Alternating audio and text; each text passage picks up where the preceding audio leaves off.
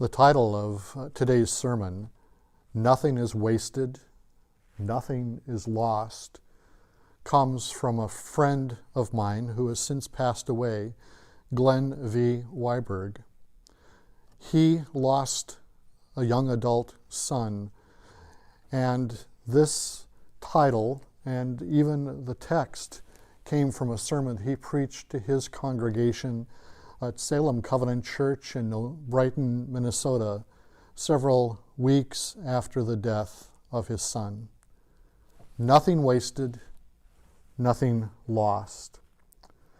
He compares the premature death of his son Carl to the alabaster jar of expensive perfume, and from a very natural and human perspective, it's easy to look at the death of his son and say, what a waste, what a loss. And like the disciples in this story, we have a tendency to measure our life by function and not by meaning. It's easy to point to our current circumstances and say, what a waste, what a loss. But as Jesus points out to his disciples, in God's hands, nothing is ever wasted, nothing is ever lost. Because of Jesus' love for us and our love in action for him, nothing is wasted and nothing is lost.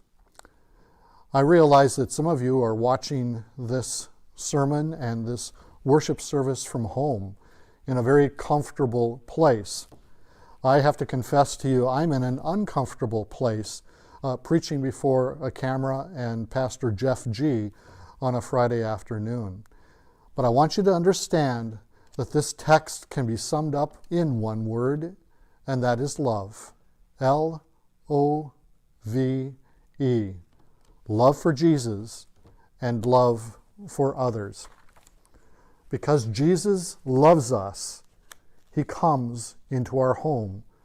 The text says, while Jesus was in Bethany in the home of Simon the leper. He was in the home of Simon the leper. An interesting word, the leper. Not the healed leper, not the former leper, but the leper.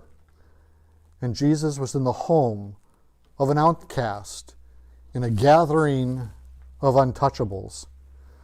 Recently, Pastor Janet and I made a pastoral call to a couple in our church, and he, in his retirement, would go and serve a leper community in Hawaii.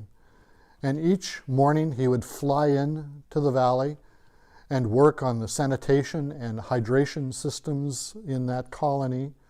And he would see the people that were committed to keeping a physical and social distance from each other. And each evening he would fly out of the valley.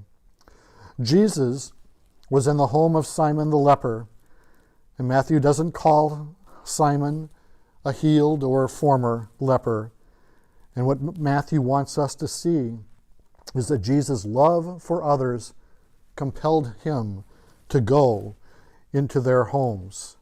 Whether healed or healthy, or needy or untouchable, Jesus comes to us. Now, in Jesus' day, the religious and other community strictly prohibited contact within the lepers. They were untouchable, but he came to them.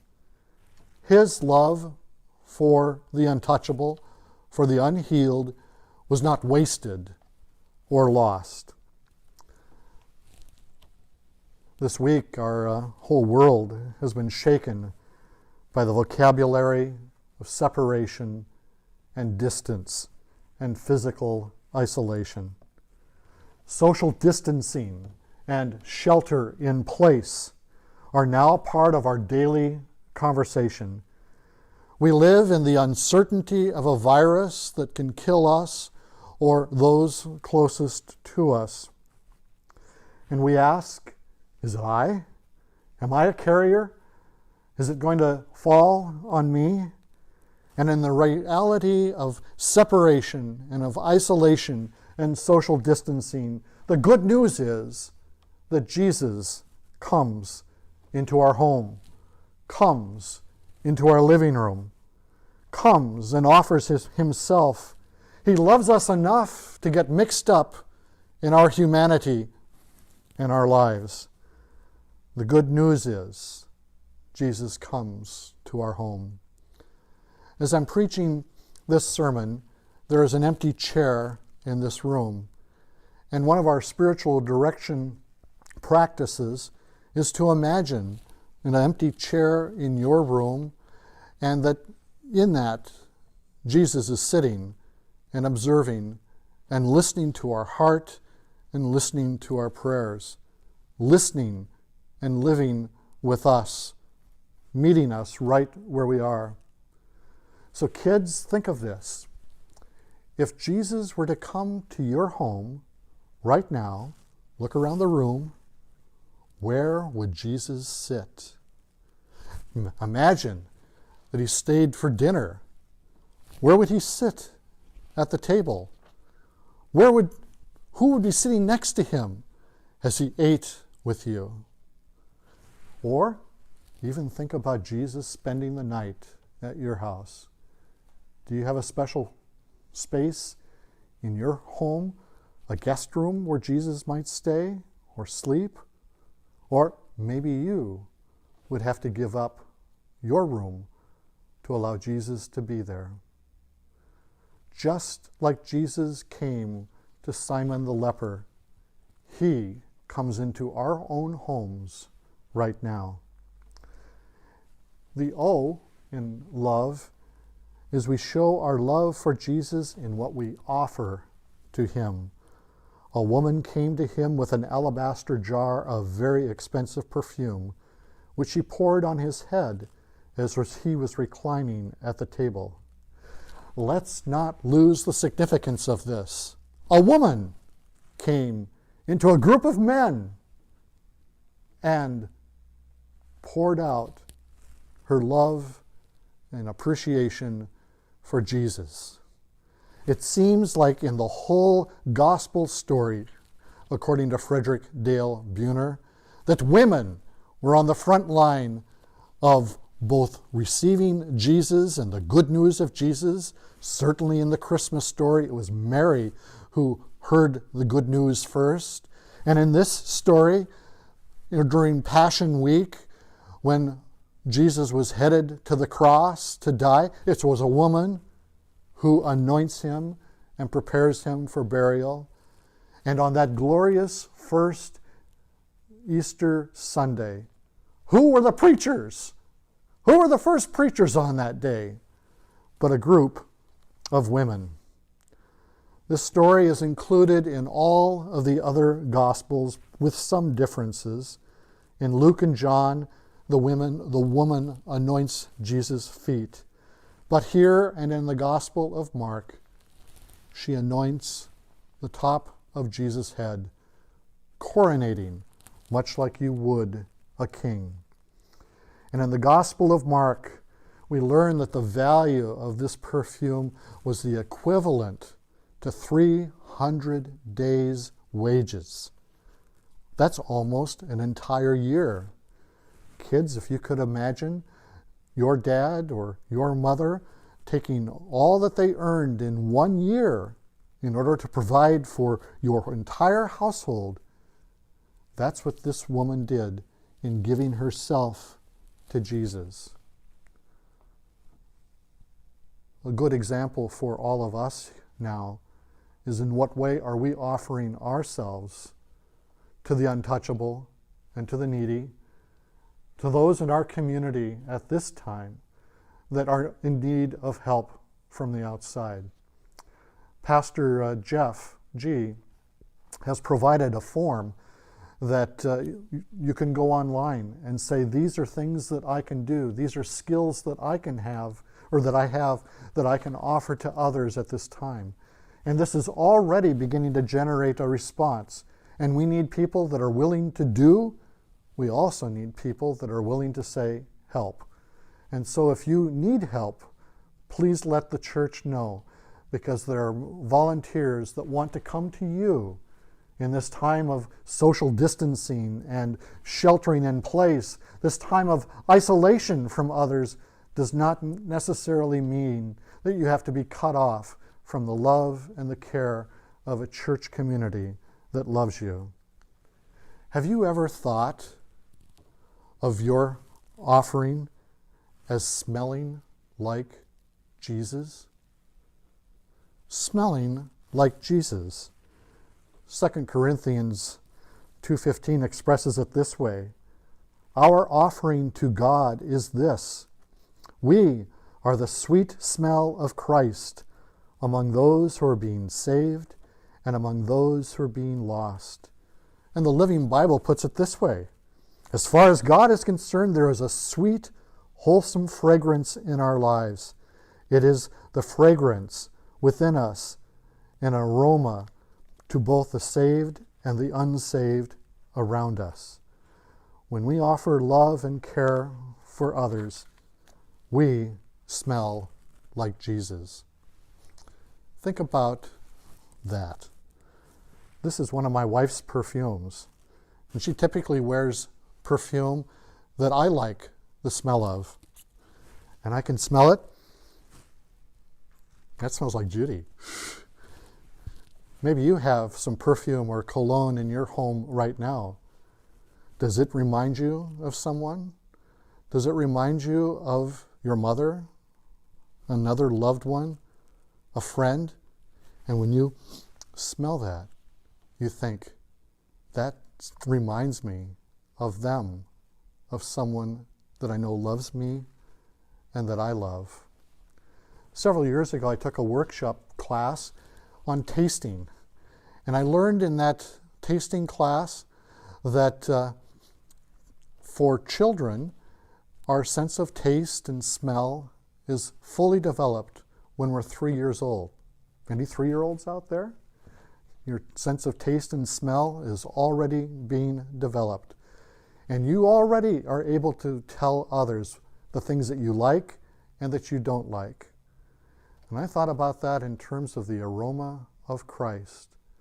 Sometimes we have an undeveloped sense of smell and taste, and our world doesn't know what Jesus smells like.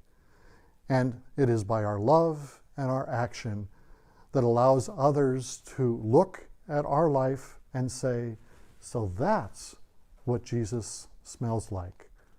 What are you offering to Jesus now?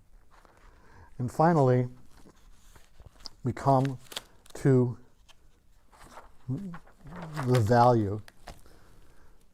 When the disciples saw this, they were indignant. Why this waste, they asked.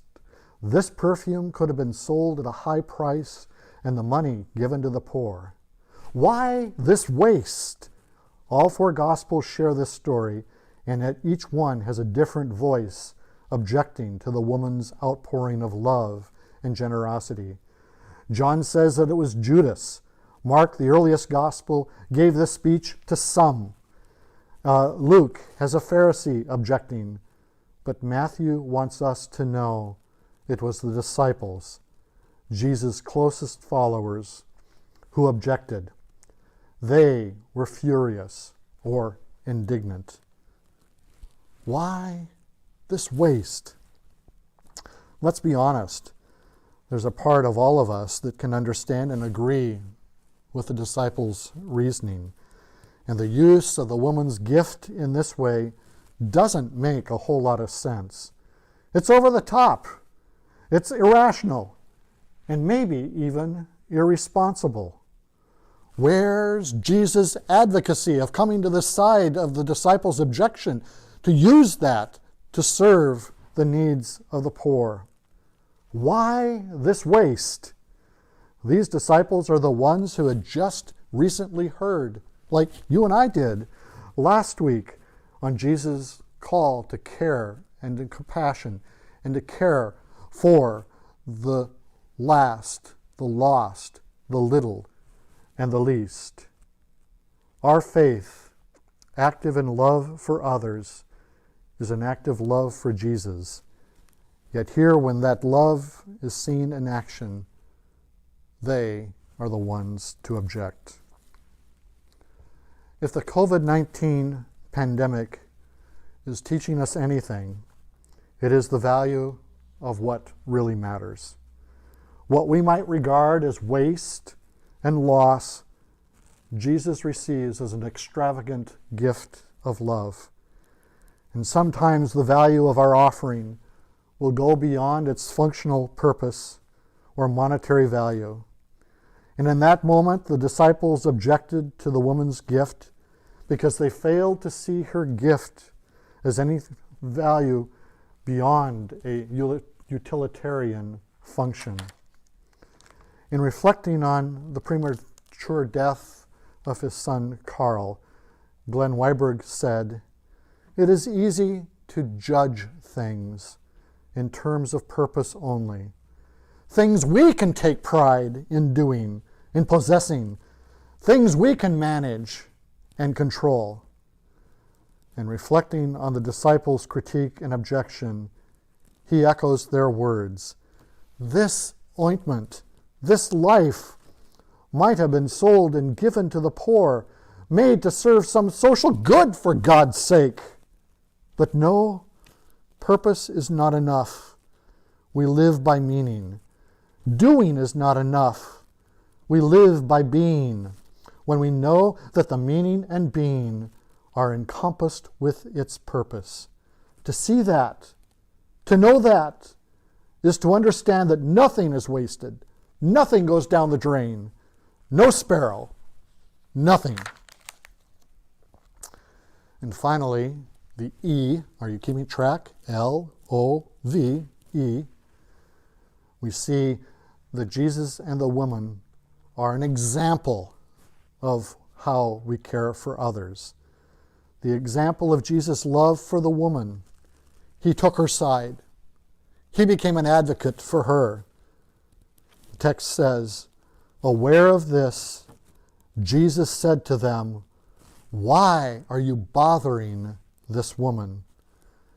One writer states, the disciples' concern are economic and the distant poor.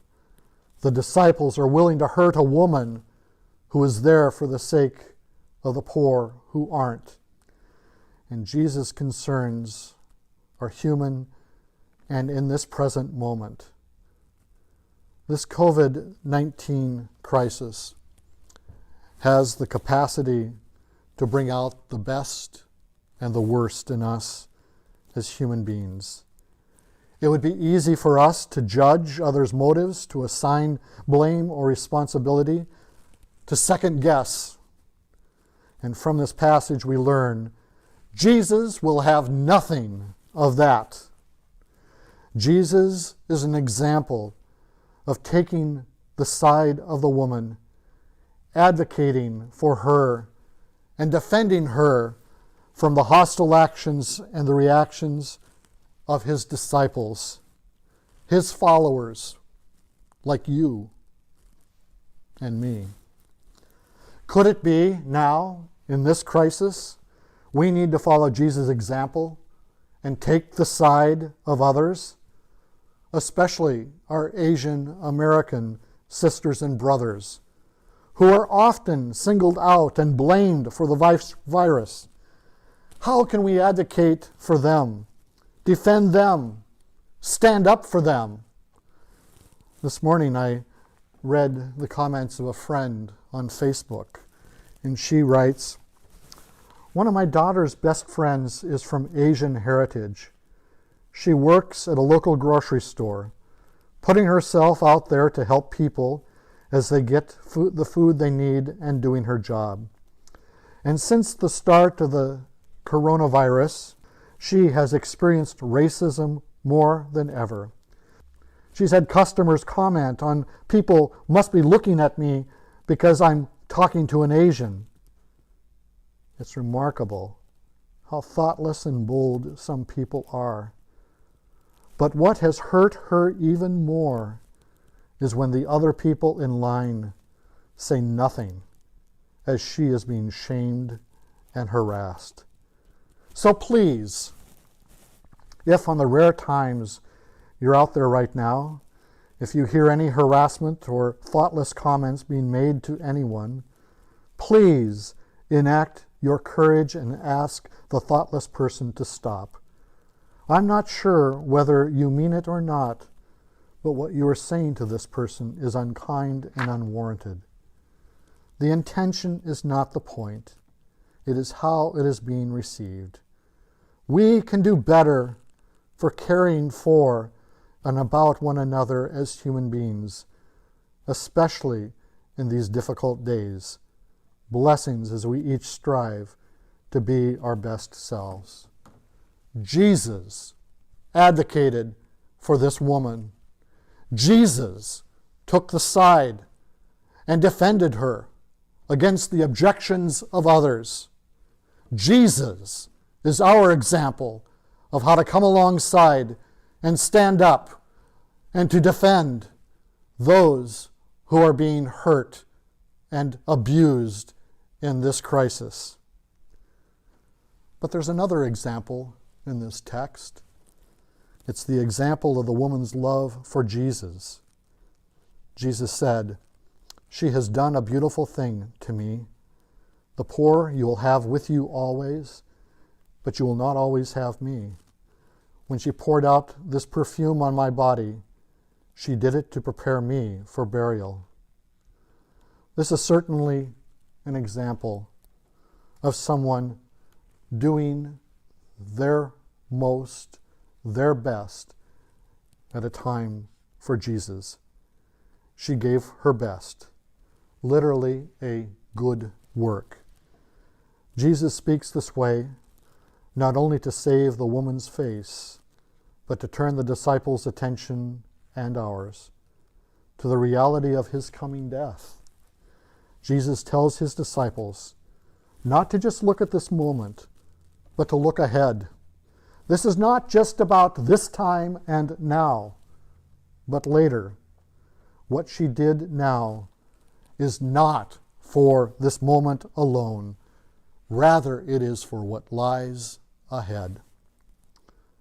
Truly, I tell you, wherever this gospel is preached throughout the world, what she has done will also be told in memory of her.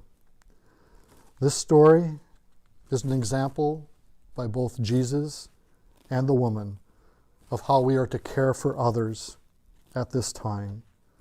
We see we see both the devotion of Jesus and the devotion and worship of Jesus by this woman. And both are gospel. Both are examples of preaching the good news.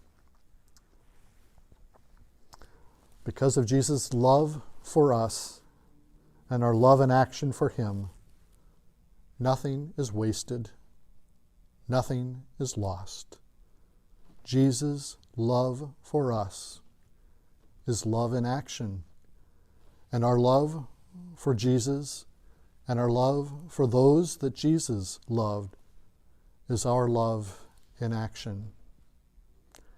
So kids, and big kids too, the word for the day is love. Love like Jesus and love like this woman. Why? Because the Bible tells us so. I was thinking about that song, "Jesus loves me, this I know, for the Bible tells me so. Little ones to him belong.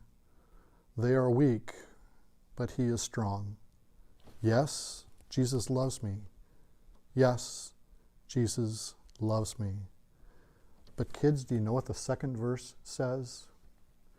It says, "Jesus loved me, he who died, heaven's gate to open wide. He will wash away my sin. Let his little child come in."